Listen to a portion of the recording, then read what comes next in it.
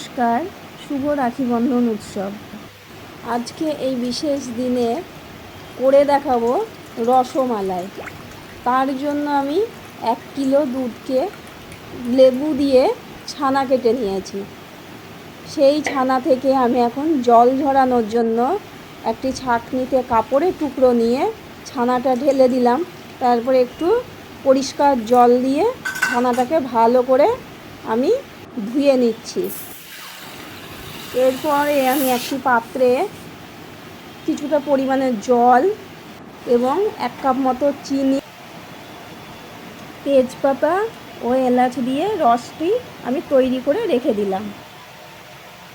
তার জন্য এখানে আছে 1 কিলো দুধের আমি ছানা করে নিয়েছি, ঘরেই আমি করেছি। আর আছে এখানে এলাচ আর চিনি আমি একসঙ্গে গুঁড়ো করে রেখেছি। এলাচ দেখবেন শুধু গুঁড়ো করতে গেলে অসুবিধা হয়, যার জন্য চিনি দিয়ে গুঁড়ো করলে সঙ্গে সঙ্গে এবং তাড়াতাড়ি হয়ে যায় এলাচ গুঁড়োটা।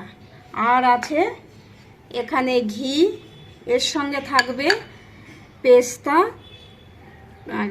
কাঠবাদাম গুঁড়ো। এরপর একটুকু আপনাদের দেখাচ্ছি। আগে আমি এই ছানার মাখাটা দেখিয়ে নিই।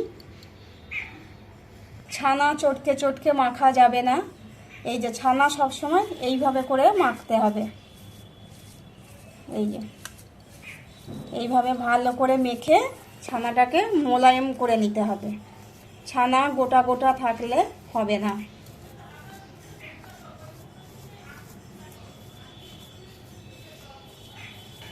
আমি ছানাটা লেবু দিয়ে কেটে নিয়েছি।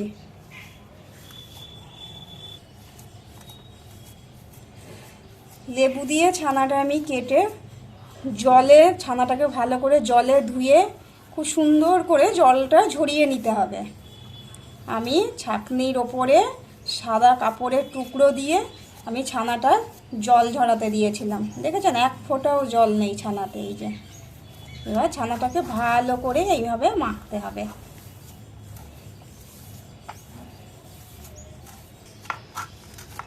এই যে ছানাটাকে এইভাবে করে টেনে টেনে টেনে টেনে ছানাটাকে মোলায়েম করতে হবে। দেখবেন এইভাবে টেনে টেনে টেনে টেনে মাখতে মাখতে একটা এই যে এইরকম একটা ডো তৈরি হয়ে যাবে। আমি কিন্তু এর সঙ্গে এখনো কিচ্ছু মেশাইনি। এটা এরকম টেনে টেনে টেনে টেনে টেনে টেনে করতে হবে।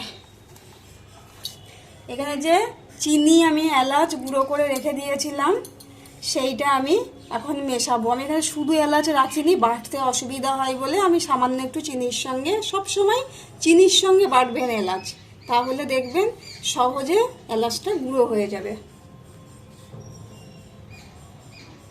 এই যে এলাচ আর চিনি গুঁড়োটা আমি এখানে মিশিয়ে দিচ্ছি।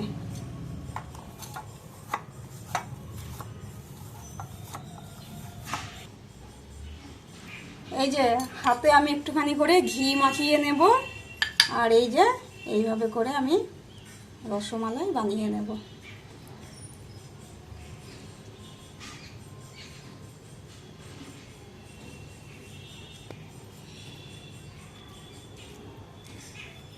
খুব বড়ও বানাবো না, খুব ছোটও বানাবো না।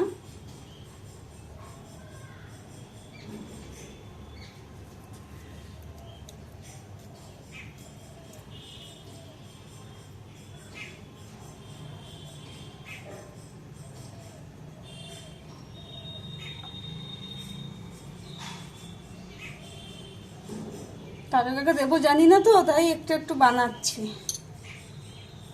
বুঝেছেন বন্ধুরা?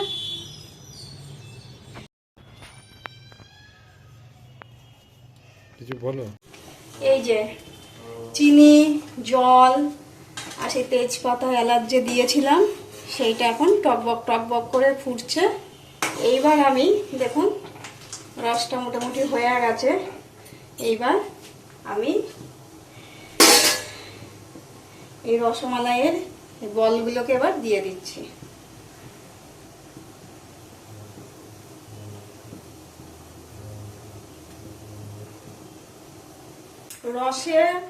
রসগোল্লাটা ভেসে উঠেছে, সেই মুহূর্তে রস থাকবে একেবারেই আমি রস মারবো না, এই এই মুহূর্তে আমাকে এটাকে এবার নামিয়ে নিতে হবে।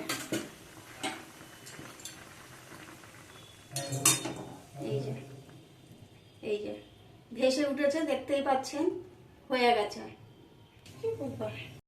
এখানে আমি 5 কাপ মতো দুধ নিয়েছি। এই দুধটাকে আমি শুকিয়ে অর্ধেক করব, তারপরে বাদ বাকিটুকু আপনাদের সামনে আনছি।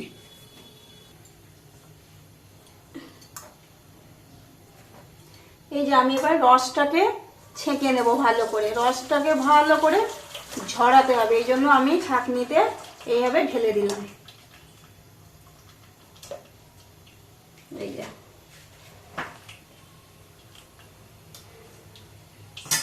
দুধটা ফুটছে, আমি জাল দিতে দিতে এইভাবে এটাকে অর্ধেকে নিয়ে আসবো।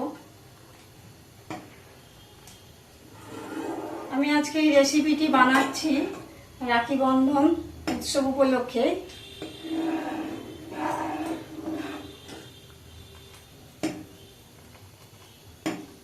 এই যে দুধ ফুটছে,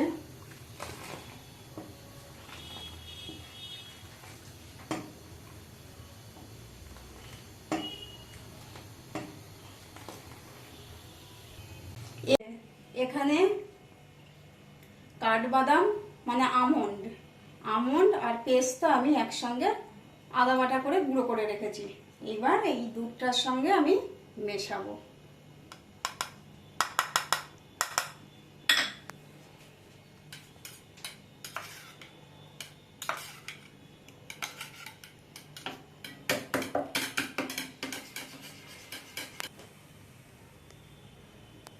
এই যে আমি ঢাকাটা এবার খুলে নিলাম।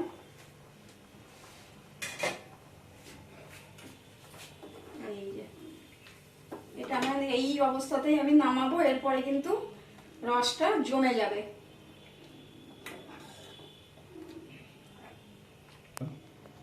এইবার ওই পেস্তা আর হচ্ছে আমন্ড গুলিয়ে রেখেছিলাম ওটা দিয়ে দিলাম।